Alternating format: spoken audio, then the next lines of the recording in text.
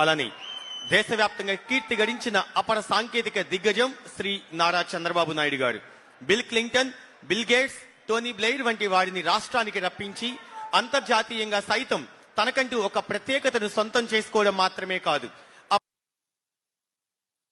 అసలు చంద్రబాబు గారికి ఎంత కష్టం వచ్చిందంటే నాకు తెలిసినంత వరకు నేను ఇప్పటిదాకా ఎప్పుడు చూడలేదు.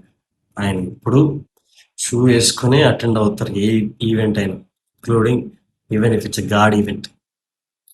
ఏ మూమెంట్ తీసుకున్నప్పుడల్లా ఇప్పటిదాకా నేను షూలోనే చూశాను.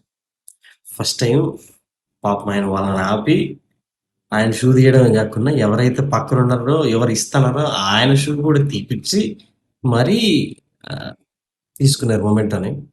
Super sir.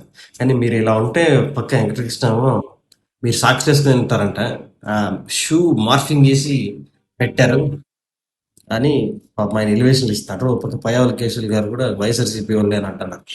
మీరేమో ఆ ఎలివేషన్ నుండి పక్క తీసేసి వైఎస్ఆర్సీపీ వాళ్ళు మిమ్మల్ని పోర్ట్రే చేశారు కదా, మీరు ఇలా చేస్తారంటే అసలు బేసిక్గా ఆయనకి గౌరవం లేదు. వెంకటేశ్వర స్వామి దాన్ని పోర్ట్రే చేసిన దానికి అది జనాల్లోకి వెళ్ళిపోయింది అనిపించిందో ఏమో.